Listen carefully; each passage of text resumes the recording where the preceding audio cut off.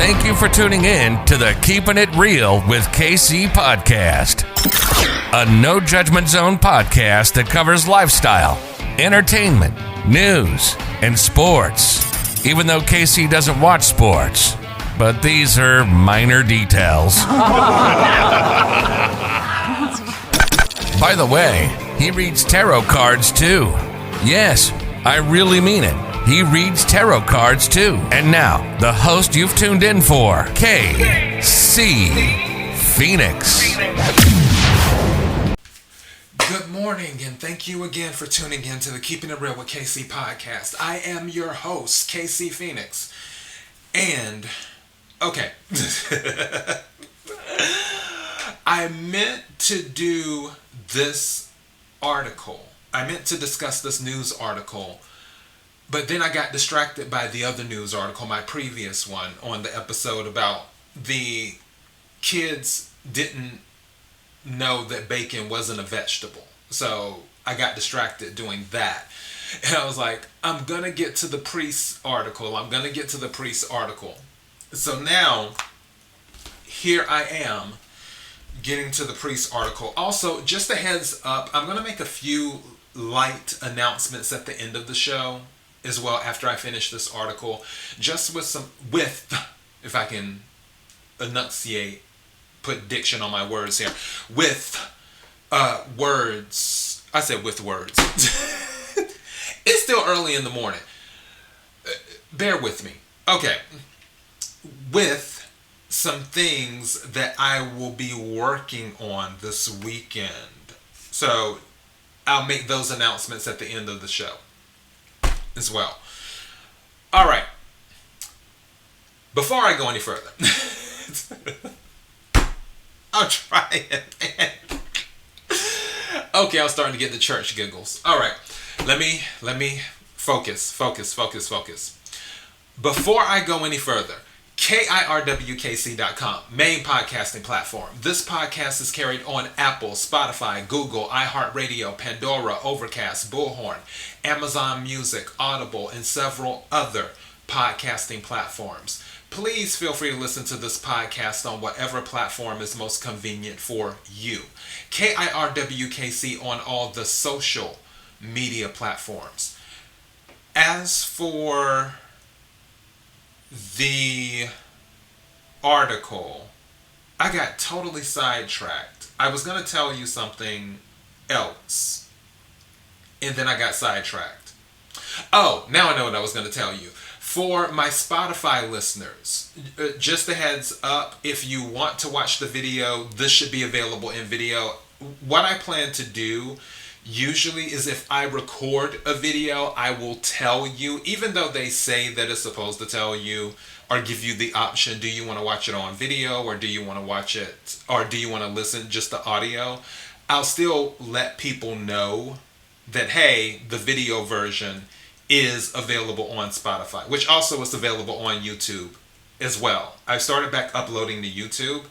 For those who don't know, it's just I focus on my podcast because I get more traction on my podcast than I do on YouTube.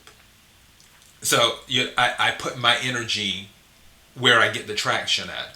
But since Spotify has this new thing with the video, I'm uploading a video to Spotify, I might as well upload it to YouTube too. Okay, now that I've said all that, let's go ahead and get to this article. So, this priest had his house stolen, and it was done by a con artist. Now, article, and this happened in the UK, obviously, as the title says. Con artist stole and sold British priest's entire house. Now, it's one thing to have burglars break into your home and steal your stuff, but to have them steal the entire house, that's just too much. But that's what happened to a British clergyman from the UK. He returned home from a work assignment only to find that someone had stolen his house. Reverend Mike Hall lives in Luton, some 30 miles from London. However, at least since last July, his 3-bedroom house had been empty since he was working in northern Wales. least his house was supposed to be empty. But on August 20th, he received a phone call from a concerned neighbor.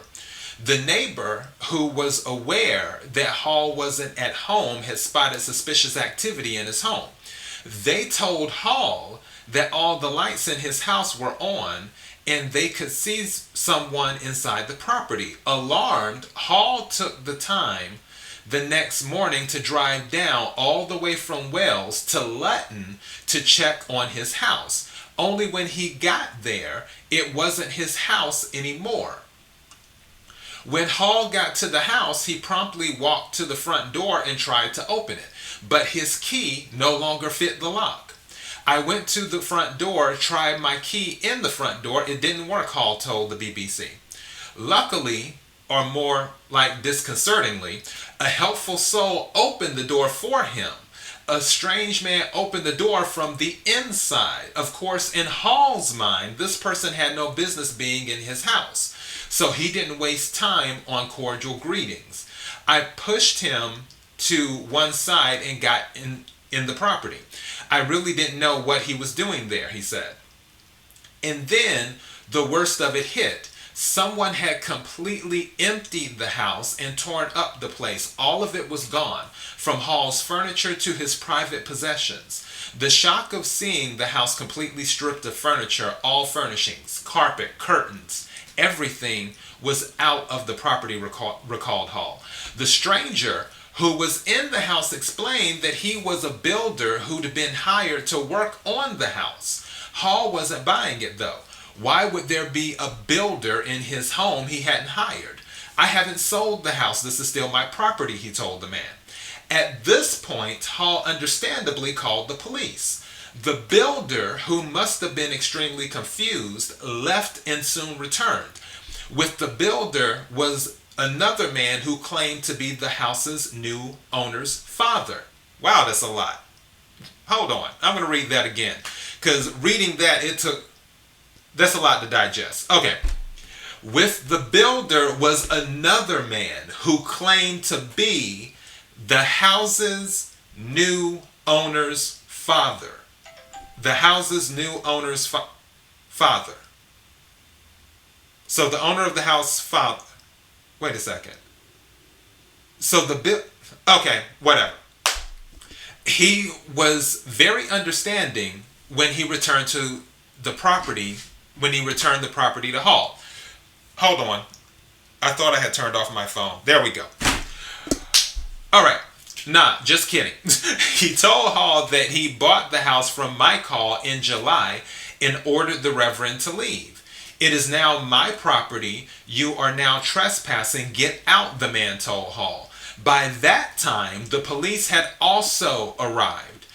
To try and clear up the confusion, they had the arguing men check sales records. We then tried to access the land registry documentation online to find out whose name appeared as the owner. And it is, in fact, as of August 4th, this man's name, said Hall. And with that, the case was closed, at least as far as the police was concerned. They told Hall that the sale of the house was a civil matter, and there was nothing the cops could do.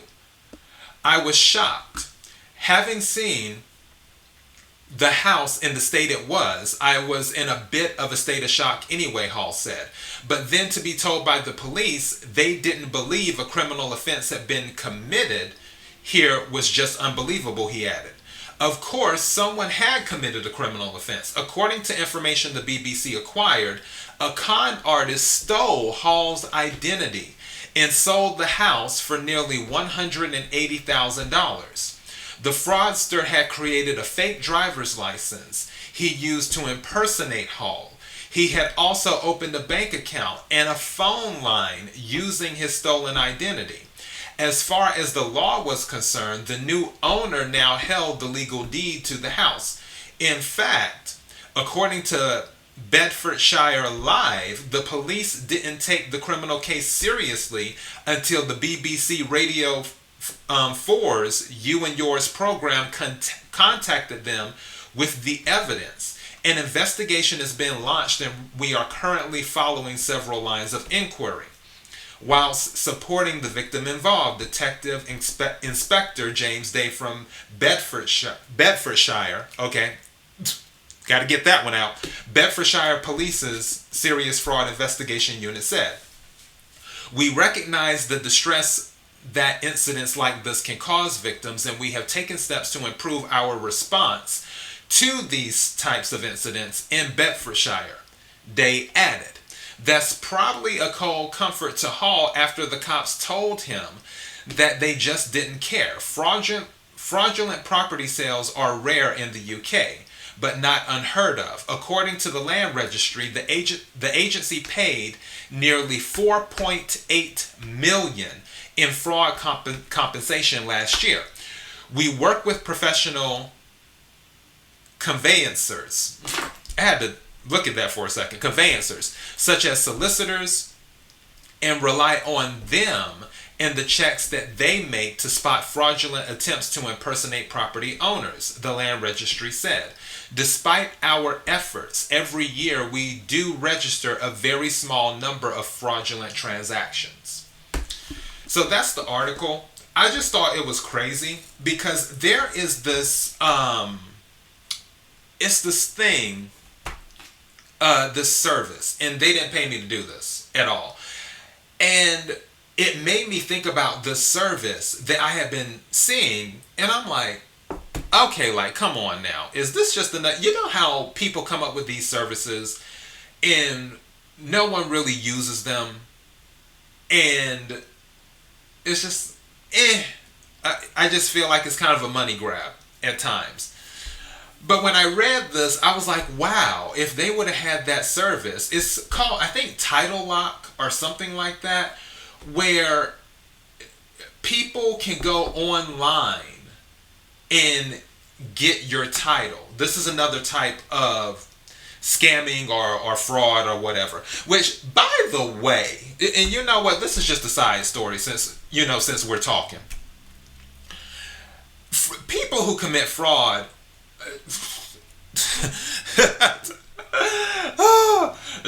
let me tell you,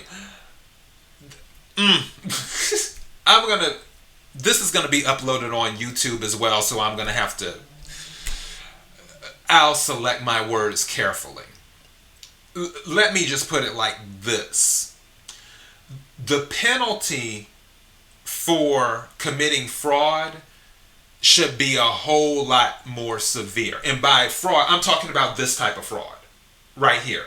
As in stealing someone's home, impersonating someone and stealing their home. I feel the penalty for that should be a lot more severe and a lot more far-reaching, as in on an international level, where if you can find out who did it, then they need to be extradited, no holds bars. And when I'm talking about as in more severe penalties, I'm talking about to the point where they would probably have no hopes of ever getting out of jail. That's what I'm talking about. And in some cases, even more severe than that. That's just me. Because back a long time ago, I'll tell you a quick story. Because I don't think I told my listeners this story. I'm pretty sure I haven't. Or maybe I did. Okay. Actually, this can dovetail into, because I had done my reading for the eclipse happening in Taurus this Friday. And I mentioned about premonitions and having dreams and stuff. I kid you not. I'm pretty sure I've told, look, my podcast is like what, 650 episodes in or something like that now. Lots of stories have been told. So I'm pretty sure I've told this maybe once or twice. If not, then this is your first time hearing it. But back a long time ago, this was around 2012, I think, around 2012. I had to go to my grandmother's birthday. It's when I was living in California, and I had to go to my grandmother's birthday. And I flew out to see her because it was this whole big shindig and everything else. And before I flew out, I had a dream. And the dream was, and I was staying with someone at the time. So, I'm trying to think. Let's see. Or no, that was 2000. It had to be 2011. That wasn't 2012. That was 2011 that I flew out. Okay, so it was 2011. Because, yeah, 2010, 2000. Yeah, it had to be 2011 because that's when I was still staying with someone in 2011. All right, so 2011, I was staying with someone. It was an older person. I had a dream that my dad let this older person get on the internet. Kid you not. And in my dream, I was fussing at my dad like I was going in because the person I was staying with, this person was older. So, she was close actually to my grandmother's age. And I was just fussing at my dad saying, why did you let her get on the internet? It's not safe on the internet. This was the most random dream. Why did you let her get on the internet? It's not safe on the internet. Stuff happens on the internet. As in fraud. And that's what I was upset about. That he was letting her get on the internet in the dream because fraud might happen. After I was flying back from visiting my grandmother, I land and I check one of my accounts. And I'm like, wait, what? Walmart? I haven't been to Walmart. So, and then not only was it Walmart, it was out of all places, because this is the state I live in now. It was Walmart in Texas.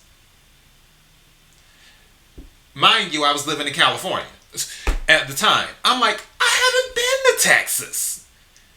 And I called my bank and I explained to them, I'm like, dude, when this transaction was going on, I was literally up in the air.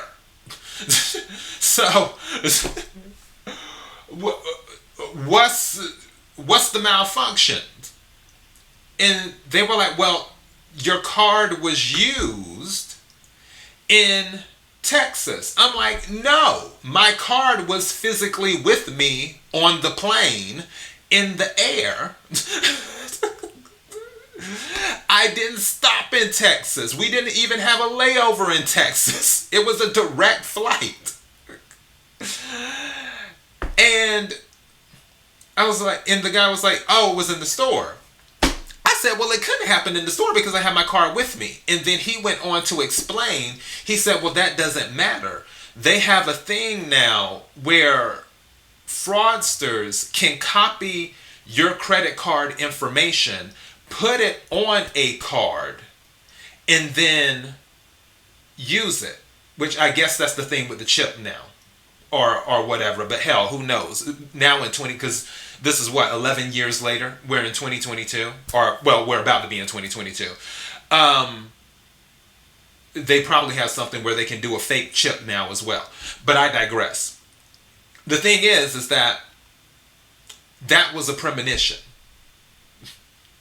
about fraud. And sure enough, that's what happened. But yeah, they had explained, there's like, well, there's really nothing that can be done.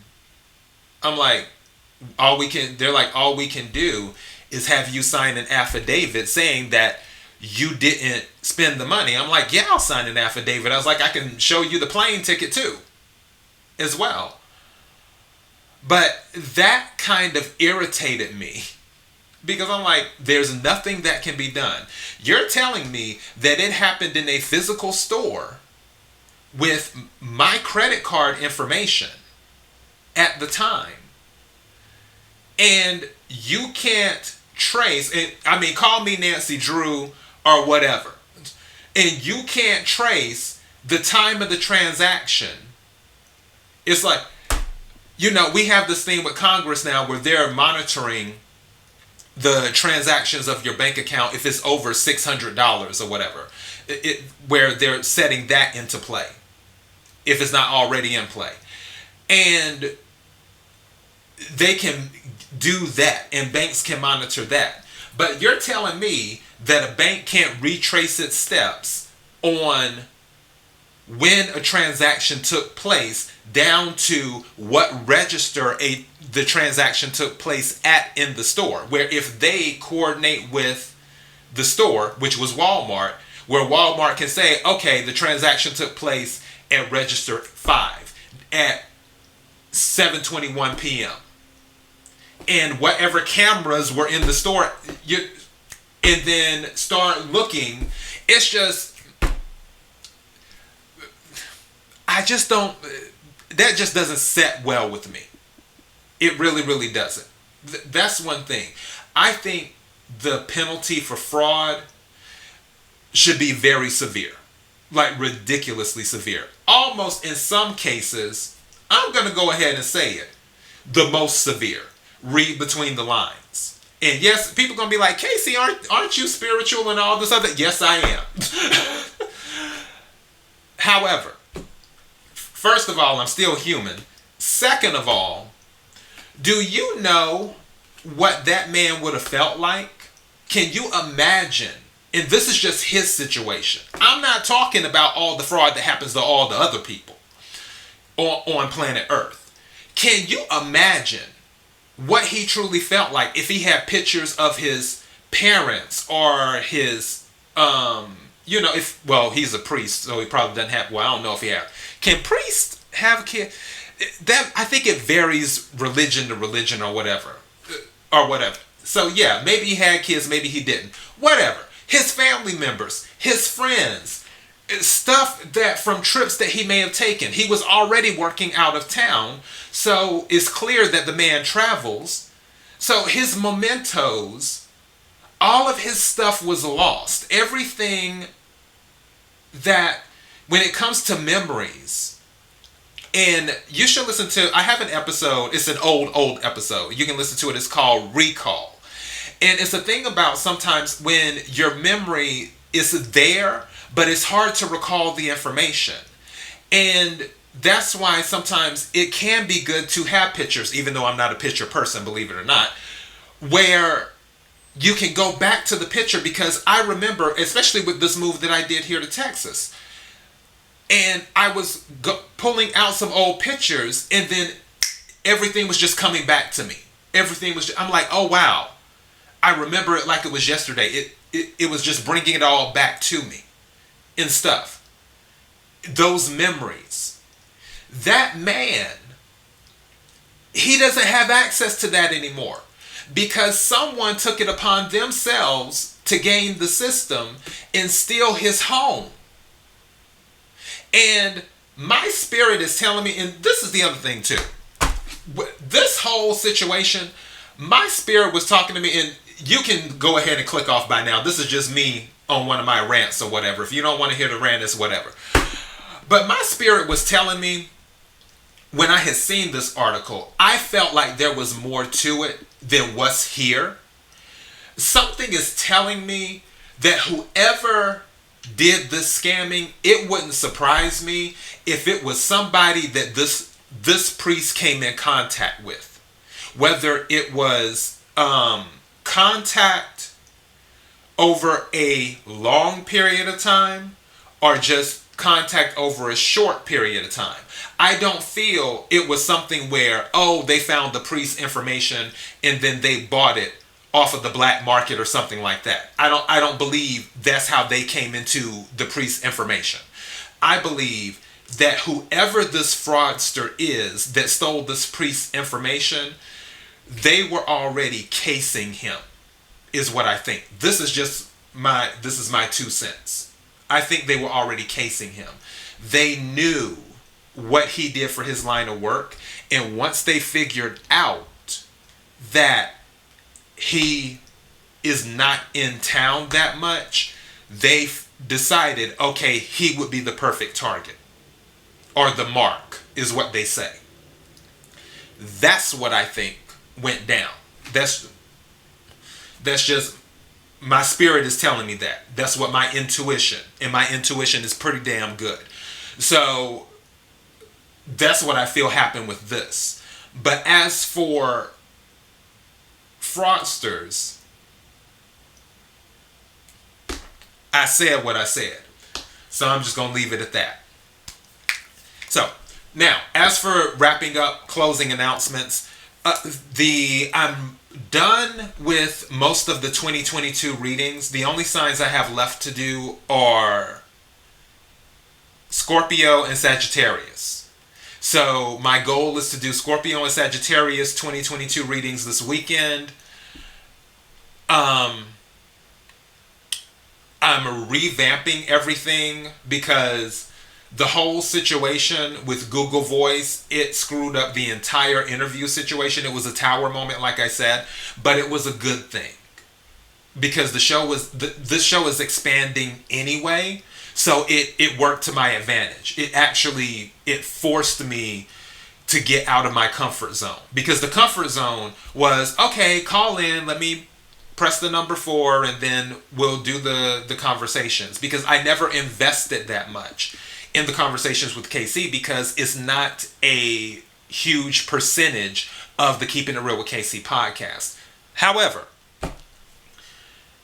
as this show continues to expand, which it has been doing, and as it continues to evolve, I need to have a foundation that is strong enough to support the other parts that are involved with the show. So it forced me to migrate to a different platform that is more sophisticated, that can handle the interview process when I interview people, and also allow more people to be involved too, which is awesome. And so I'm, tower moments, they're uncomfortable, but as I always say, comfort and growth are not friends. So, and everything's growing, and it's uncomfortable, but it's growing. So that's a good thing. It's expanding, and I'm thankful for that.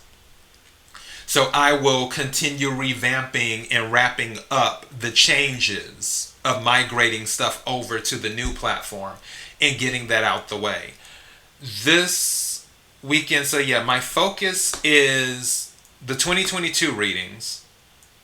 And also, just a heads up, for YouTube, I will upload the audio of the 2022 readings to YouTube once I finish, is what I will do. So I will do that. So for anybody, which not many people do the YouTube thing, most people listen to the podcast, but for those of you who prefer to listen on YouTube, I'll have them uploaded on YouTube after I finish the Scorpio and Sagittarius reading and do that. As for other readings, I'm thinking about doing some readings for December. I don't know. I'm leaning towards it because it's kind of like I've already done the 2022 readings. I may do the December.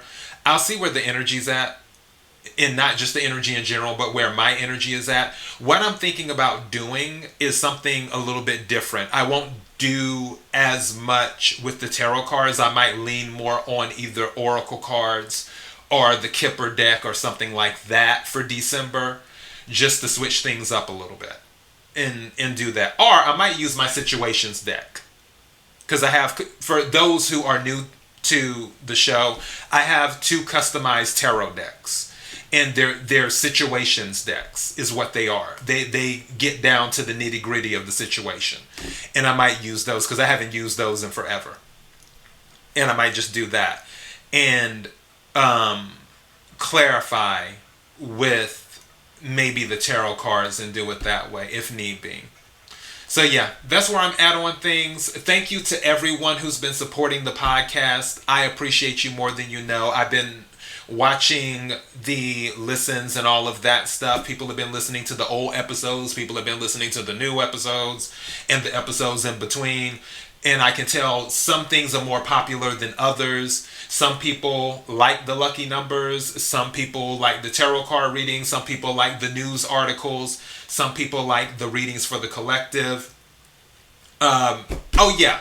And sports story, I will do my best to do the sports story this weekend because I believe I mentioned I found a sports story I was interested in. It came across my phone either a week or two ago. And I was like, okay, yeah, I want to talk about that. So I'll probably attempt to do a sports story this weekend because I haven't done a sports story in forever. Hell, I might even do 2 if I can find another one. But yeah, that's all I got. All right, I'm babbling now. I have things to do and I got to go. I love you, love you, love you, love you. KIRWKC.com, main podcasting platform. This podcast is carried on Apple, Spotify, Google, iHeartRadio, Pandora, Overcast, Bullhorn, Amazon Music, Audible, and several other podcasting platforms. Please feel free to listen to this podcast on whatever platform is most convenient for you. KIRWKC on all the social media platforms. Until next time, be blessed.